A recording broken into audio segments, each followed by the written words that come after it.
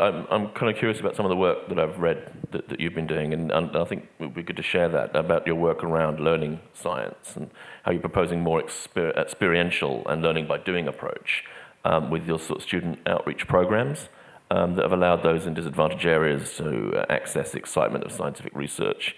Can you tell us more about those approaches, the sort of crowdsourcing approach to research and so on, to get those people more engaged? Because I think that's sort of connected with what you've just been describing there. Yeah, exactly. I mean, I'm one of the lucky person that was allowed to do research. Okay, but research is traditionally viewed as an ivory tower. Okay, so there is only a small elite that is in this ivory tower, you know, building science and technology for the rest of the people. Okay, so I think this is an obsolete model. Okay, we have today to have a very different model, and you have to allow learning through research to be accessible to many, many more people, because everyone on this planet can contribute to create knowledge that is scientifically relevant. So I'll give you an example. I mean, just now there is a session on learning by playing, and Zoran Popovic has invented a game, okay, where a scientific problem that scientists could not solve in 15 years has been solved in 15 days by gamers, okay, from all over the planet. 250,000 gamers use their collective intelligence to make a difference. Okay? And so what we're trying to do now is invent more such games, okay, that could cover all sorts of areas. Zoran was working with HIV problems. Okay? So you know, this is a serious problem, but there is many other serious problems on the planet, and you want to use the collective intelligence of as many people as possible to do things. Most of you must have a cell phone in your pocket. Do you know that in this cell phone, there is more computing power than the NASA used to go to the moon?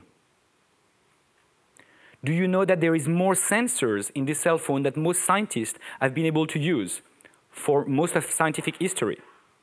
Do you know that for a few euros, you could transform that cell phone into a microscope, or into something that can measure pollution, or into something that can measure radioactivity? And so not only you can measure things, but you can also analyze it, because it's a computer. And then you can transfer this data and this analysis to a database and share this with other people that think these informations are relevant.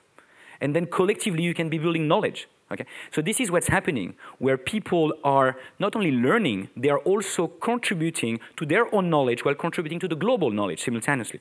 Okay? And this is happening, and it's happening very, very fast. And basically we would like to speed it up.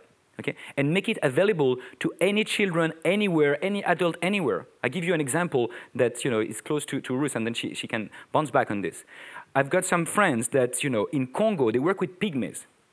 Okay? They are, you know, some of them know beautiful things about their forest, and they love their forest, but their forest is under attack. And these guys not necessarily have been to school, yet they are currently using cell phones to generate data about their forest and the attack on their forest, so that together they can map the problems of their forest and together create solutions. Okay? That's the sort of things that is happening today. Do you want to come back on that? Because I think there's a resonance there with what you were talking about with your experiences. I think what's really important about that is we stop seeing learners as passively waiting for the perfect education system to turn up. That lifelong learning is about people getting control of the learning that's happening in their communities. And things like this example are a perfect example of how people are saying, hang on, we can do something about this and we don't need to wait for you. We have that technology already. And what we found about that is very important is that it's about the here and the now. It's not that I'm remote and I live in a place that's exotic and away from everything. Those people in the Congo, that's the centre of the world for them. That's the most important place, and that's the place to take care of, and that's the place to then have a relationship with how learning is conducted. So being able to use the devices for your own purpose, what is that learning for, and being able to have a real world application for that knowledge, that's actually the centre of the knowledge. The challenge, I think, is we're now trying to colonise the education system and saying, hang on, we've got really good ways of learning here, and people are engaged, people want to do it, people want to do it for hours longer than they'll want to be doing homework, for example. And this has real relevance for people's lives, and it has a relevance to their future for really strong economic outcomes, for real actual jobs that are in the future, for environmental outcomes, as well as for social and cultural outcomes. And I think the challenge is there for the education system to say, how do we integrate this back? We've done a lot of work in that area, and what we find is easy is working on a one-to-one basis. People want to, in government, in industry and in schools, want to have people involved and integrate it. What we find is very hard is at the auditing level or the accreditation level, which tries to get rid of a lot of the diversity. And that's where there's a lot of fear to take the risk to engage in these sorts of different ways of working.